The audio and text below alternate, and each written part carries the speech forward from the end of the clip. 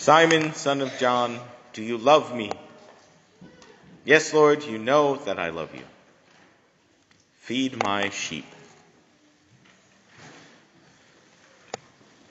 So in this gospel reading we have today, perhaps what is more amazing than even the miraculous catch of fish is this exchange between Jesus and Peter.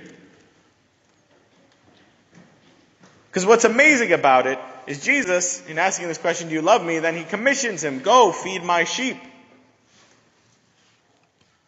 And if you've been paying any sort of attention to Peter's past history, Peter does not have a great track record up to this point.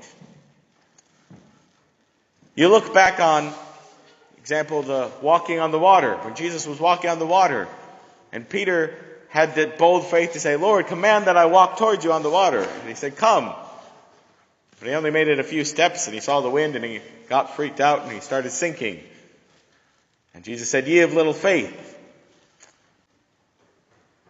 And then later, you have Peter seems to get it when Jesus says, who do people say that I am? Who do you say that I am?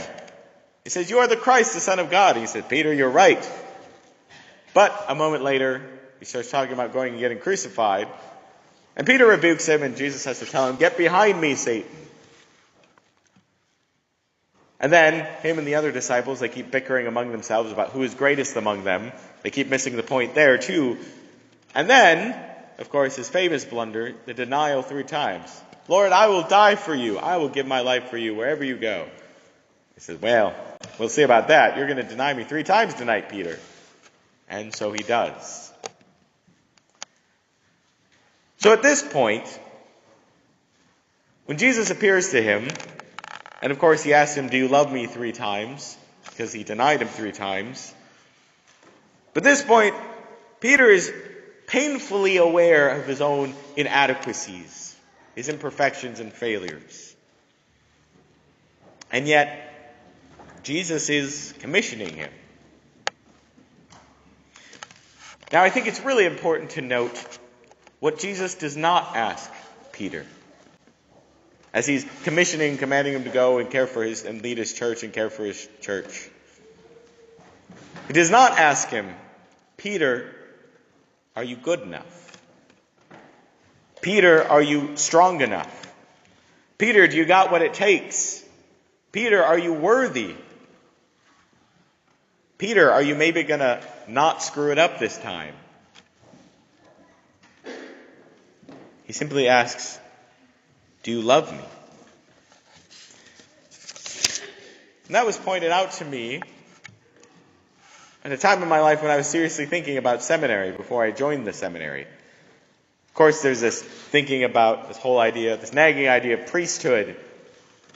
But of course, as soon as I thought about that, I was thinking, well, who am I to go and preach to people and lead people and all that stuff? I'm not worthy. I'm not good enough. I don't have what it takes. And I was talking to a friend about this, and this friend of mine pointed me to this exact story and pointed that out to me. He says, notice what Jesus asked Peter here. He doesn't ask if you're good enough or worthy or if you have what it takes. He simply says, do you love me? Because our entire mission, our vocation, our call from God is simply a response to that question. Do you love me? Now, I don't know about you, but for me it's very easy to say, oh yeah, sure, I love God, but Lord, I don't know if I love you enough that I want to sacrifice that thing. I don't know if I love you enough that I want to do that.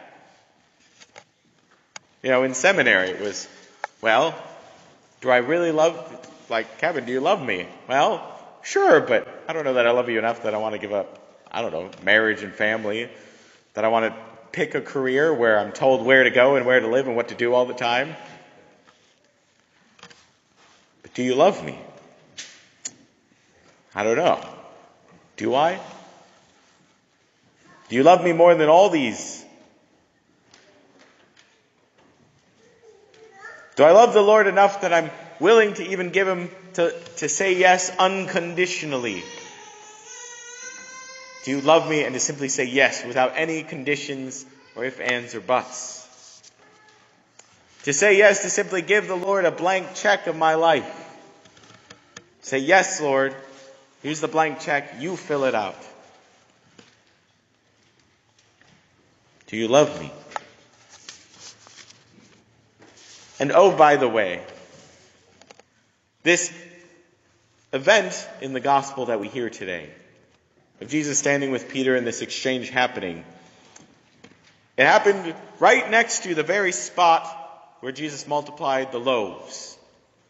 If you go to Israel, to the Sea of Galilee, they have a church built over this spot where this event happened, which we call the primacy of Peter. And right next to it is the church of the multiplication of the loaves. The very rock where it's believed that Jesus put the basket with the loaves and the fishes, the few loaves and the few fishes, that he then blessed and was able to feed thousands with. So Peter, as he's talking to Jesus, would have been able to look over the shoulder of the Lord as he's painfully aware of his own insufficiency, his inadequacy, and see the rock, the very spot where Jesus took a seemingly inadequate, insufficient amount of bread, of fish, and was able to do so much. Was able to feed thousands. And so, the Lord can do so much with a little amount of bread and fish and feed so many. If he can do so much in someone like Peter, to make him into a great saint who boldly proclaims the gospel, who became the first pope and the leader of the church, and who ended up giving his life for the Lord in martyrdom, if he can do so much with so little, what can he do with us?